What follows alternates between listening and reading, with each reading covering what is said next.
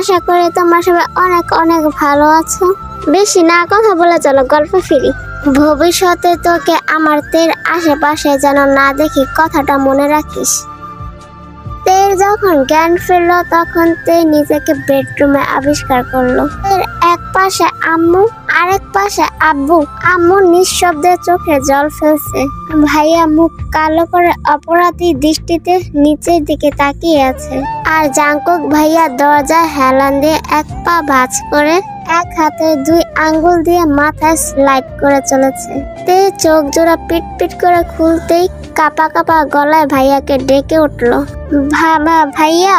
এটা তের অভ্যাস। তে যাই করুক না কেন, ভাইয়ার সাথে যত ঝগড়াই করুক না কেন, তের শুধু ভাইয়াকেই লাগবে। তের ডাক শুনে ভাইয়া মুখ তুলে তাকালো তের দিকে।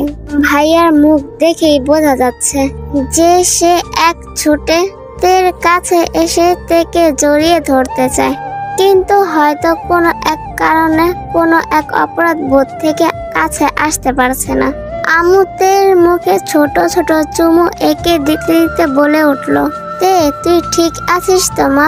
এদিকে আব্বু তের মাথায় হাত বুলিয়ে দিচ্ছেন। তে আব্বু আম্মুর দিকে কিছুক্ষণ তাকিয়ে থেকে এক নজর তাকিয়ে থেকে ভাইয়ার দিকে হাত বাড়িয়ে দিয়ে বলে উঠলো, ভাইয়া আমার কাছে আয়।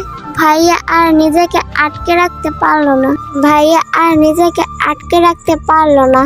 এক ছোটে তের কাছে এসে তেকে নিজের বুকের সাথে জড়িয়ে ধরে কাঁদতে কাঁদতে বলল, বোন তুই আমাকে মাফ করে দে রে, আর কখনো এমন ভুল হবে না। তোর কোথায় লেগেছে বল আমাকে? ব্যথা পাইছিস? আমার জন্য হলো তাই না? আমি খুব পচা, তুই ঠিকই বলতি রে। আমি আমার বোনকে আগলে রাখতে পারিনি। ভাইয়ার কথায় তের চোখ থেকে পানি পড়তে শুরু হয়ে গেল।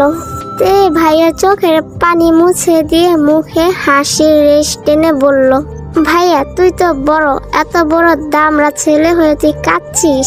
তো শরম কর। আর আমি ঠিক আছি ভাইয়া। ঠিক সময় জাঙ্কুক ভাইয়া চলে এসেছিল। ভাইয়া কান্না থামিয়ে মুচকি হেসে মাথায় হাত বুলিয়ে জাঙ্কুক ভাইয়ার কাছে গিয়ে জাঙ্কুক ভাইয়াকে জড়িয়ে ধরলো। জাঙ্কুক ভাইয়াও ভাইয়াকে শান্ত করার জন্য বলল, আরে ব্যাপার না, ও শুধু তোর বোন না, আমারও। বলেই থেমে গিয়ে ভাইয়াকে খাটে এনে বসালো। আর আব্বু আম্মুকে বলল, মামুনি বাপি রাতে ডিনারের ব্যবস্থা করো, সবাই না খেয়ে আছে সেই বিকাল থেকে। আম্মু আর আব্বু ভাইয়ার দিকে অভিমান ভরা দৃষ্টিতে নিক্ষেপ করে ওদের রেখে রুম ত্যাগ করলো। এরপর সুগা ভাইয়া তে আর জাঙ্কুক ভাইয়াকে বলল, তোরা একটু বস, আমি একটা কল করে আসছি।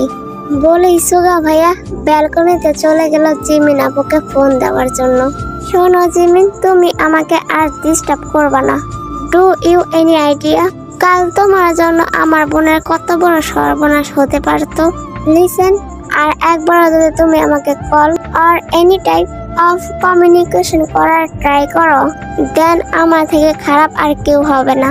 সুগা প্লিজ আমার কথাটা তো একবার শোনো। No way and no more words, just sit away from me, goodbye। বলেই ফোনটা কেটে ভাইয়া চুল ছিঁড়তে ব্যস্ত হয়ে পড়লো। ওদিকে জিমিন আপুও ভাবতে পারেনি সুগা ভাইয়াকে জোর করে টেনে নিয়ে গিয়ে সে এত বড় একটা ভুল করে বসবে। জিমিন আপুর এখন নিজেকে নিজের গালেই থাপ্পড় দিতে ইচ্ছে করছে। না জেনে এত বড় একটা ভুল হয়ে গেল। জিমিন আপু থেকে সামনাসামনি না দেখলেও সুগা ভাইয়ার বোন হিসেবে অনেক স্নেহ করে। সব সময় ভাইয়াকে জ্বালাতন করলেও তের খোঁজ খবর ফাঁকে ফাঁকে নেয় জিমিন আপু। তার জন্য তের কত বড় একটা বিপদ হয়ে যেতে পারতো ভেবেই ডুকরে কেঁদে উঠল। এই যে সাদা বিড়াল। What do you mean by সাদা বিড়াল? না মানে ওই যে দেখেন জানলায় একটা সাদা বিড়াল উকি মারছিল, ওটাকে সাদা বিড়াল বলছি।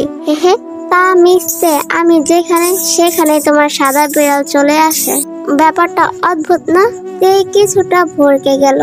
আসলে আমার মুখে কোনো লাগাম নেই। জাঙ্কুক ভাইয়াকে দেখলেই আমার পেট থেকে মুখে অটোমেটিকলি চলে আসে একটাই নাম, সাদা বিড়াল। সাদা বিড়াল এন্ড সাদা বিড়াল।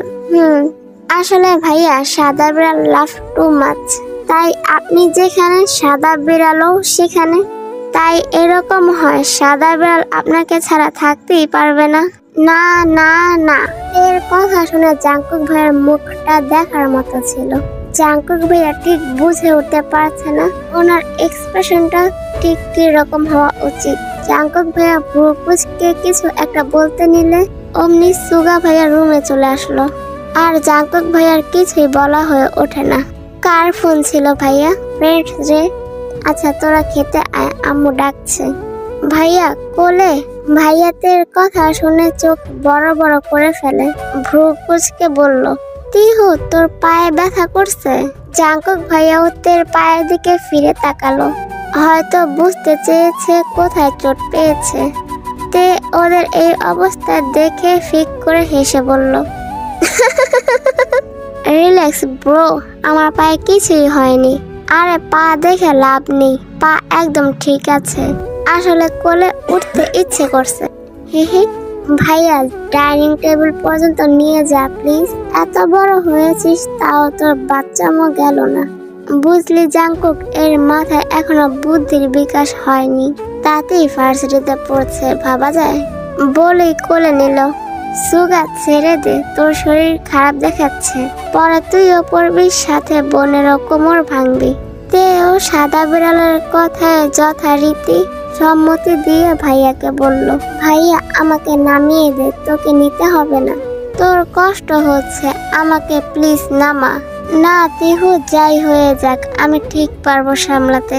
জাঙ্কুক ভাইয়া ওদের কাছে এসে সুগা ভাইয়ার কোল থেকে তেকে নিজের কোলে নিয়ে বলল, দে ওকে আমার কাছে দে। তুই পারবি না?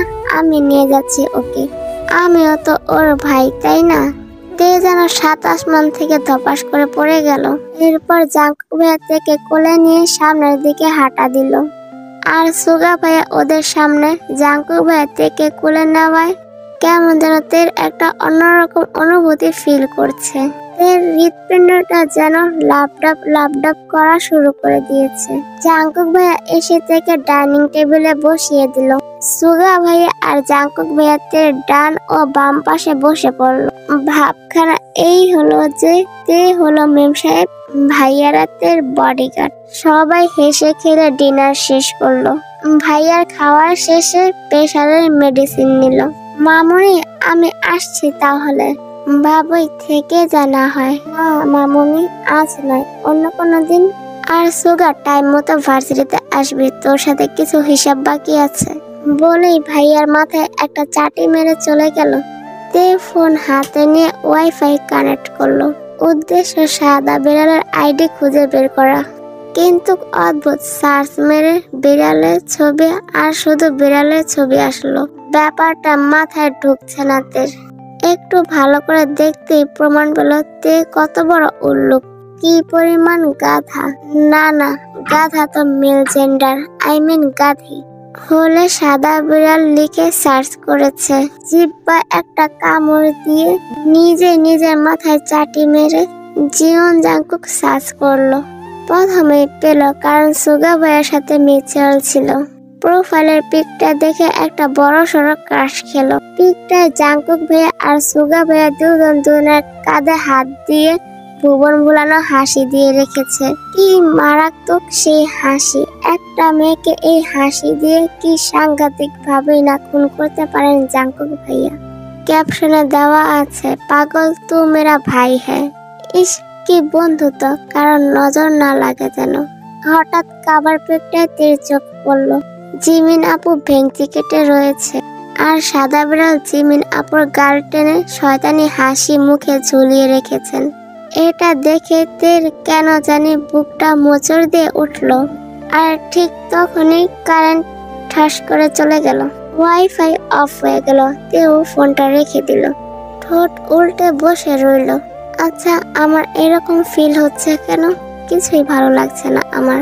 এইসব ভাবতে ভাবতে বিছানার এপাশ ওপাশ করতে করতে এক সময় চোখ জোড়া বুঝে ঘুমিয়ে পড়ল। সকালবেলা ভার্সিটিতে গিয়ে রোজের উপর ঝাঁপিয়ে পড়ল তে। রোজকে গতকালের ঘটনা খুলে বলতেই রোজ কান্না করা শুরু করে দিয়েছে। একটু পর হেসকে তুলতে তুলতে বলল, উড়ে সব আমার জন্য হলো। আমি আব্বুর সাথে কেন গেলাম আর তোকে নিয়ে গেলাম না কেন?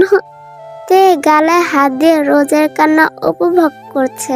সত্যি বলতে তের খারাপ লাগছে না ব্যাপারটা। বেষ্টু যখন ভ্যাট কাঁদনের মতো কান্না করে এর থেকে মজার সিন বোধ হয় আর দুটো হয় না। তে বেশ কিছুক্ষণ রোজকে এভাবে কাঁদতে দিয়ে পরক্ষণ আবার রোজের মাথায় হাত দিয়ে বুঝিয়ে টুঝিয়ে থামালো। পরক্ষণ তের সাদা বিড়ালের গার্লফ্রেন্ডের কথা মনে পড়লো। খুব এক্সাইটমেন্ট নিয়ে এক প্রকার চেঁচিয়ে বলল, রোজ জানিস জাঙ্কুক ভাইয়ার গফ আছে অনেক সুন্দরী, বাট দুর্ভাগ্য। কথাটি শুধু রোজের কানে না, ওদের আশেপাশে বসে থাকা কিছু মেয়েদের কানেও গেল। আর তা শুনে চোখ বড় বড় করে কানা ঘোষা শুরু করে দিয়েছে। তে বেশ বুঝতে পারছে এখানে আর এক সেকেন্ডও থাকা চলবে না, না হলে মেয়েগুলো তের উপর ঝাঁপিয়ে পড়বে নির্ঘাত। তে রোজকে বলল চোখের ইশারায় উঠতে, কিন্তু রোজ পাল্টা ইশারা করে বলল কেন? তে আর এক মুহূর্ত দাঁড়িয়ে না থেকে রোজকে একটা চিমটি কেটে ভুয়ো দৌড় দিল। সাথে সাথে মেয়েগুলো পেছন থেকে বলল, এই আপু দাঁড়াও, বলে চিৎকার করা শুরু করে দিয়েছে। কিন্তু তের পায়ের স্পিড আরো বেড়েই চলেছে। তেকে পালাতে দেখে রোজ পেছন পেছন ছোট লাগালো। এদিকে তে আল্লাহ আল্লাহ করে যাচ্ছে যাতে এই নিউজ ওই সাদা বিড়াল যেন কোনাক্ষরেও টের না পায়, না হলে স্বয়ং শনি গ্রহ হাল্লাবুল করবে কপালে। আম্মু আমার কোমরটা গেল বোধহয়, আমি এই বয়সে কোমর ভাঙা হতে চাই না। আম্মু এই মেয়ে দেখে শুনে চলতে পারো না? হুটহাট করে ঝড়ের মতো এসে আমার সাথে তোমার ধাক্কা খেতে হয়। চোখ পকেটে খুলে রাখছো নাকি? হে আর্মি, আজ এই পর্যন্তই, বাকিটা আবার পরের পার্টে দেব। ততদিন পর্যন্ত তোমরা সবাই ভালো থেকো, টাটা।